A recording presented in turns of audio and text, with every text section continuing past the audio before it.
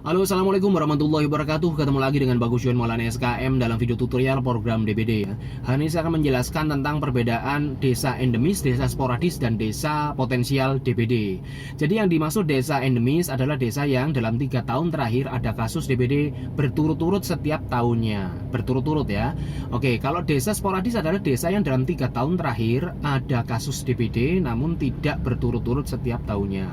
Kalau desa potensial adalah desa yang tidak ada kasus DBD dalam 3 tahun terakhir, namun ada potensi. Potensi yang dimaksud di sini adalah ditemukan jentik di desa tersebut, entah dari hasil pemeriksaan jumantik atau riset atau kegiatan apapun. Nah, pengetahuan tentang desa endemis, desa sporadis, dan desa potensial ini sangat penting bagi kita untuk bisa melakukan forecasting atau peramalan atau perencanaan kegiatan dan anggaran di tahun-tahun berikutnya. Misalkan, wah ini desa endemis, saya harus mempersiapkan nih anggaran untuk tahun depan. Saya akan mengalokasikan gerakan satu rumah satu jumantik setiap minggunya sepanjang tahun, karena kayak seperti tahun ini ya, tahun 2022 ternyata kan trennya sepanjang tahun, sepanjang setiap minggunya itu ada kasus terus. Nah, untuk desa-desa endemis teman-teman bisa nih menganggarkan adanya gerakan satu rumah satu jumantik sepanjang minggu, sepanjang tahun di desa-desa yang endemis. Nah, misalkan yang sporadis, kalau sporadis misalkan dialokasikan di awal tahun dan akhir tahun saja misalkan ya, karena fluktuasinya pasti juga akan lebih tinggi di akhir tahun dan awal tahun.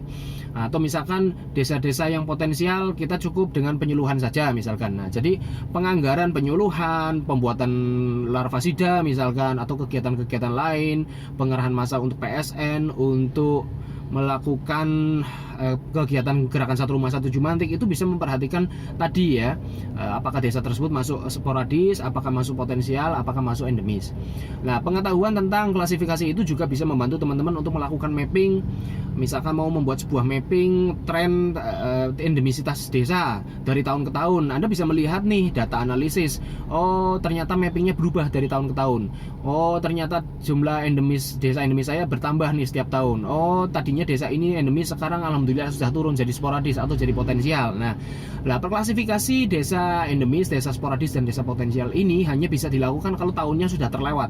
Kayak misalkan ini kita masih berada di pertengahan tahun atau di akhir tahun 2022, kita nggak bisa tuh melakukan analisa desa sampai dengan 2022 tuh endemisnya berapa, karena tahun 2022 belum berakhir.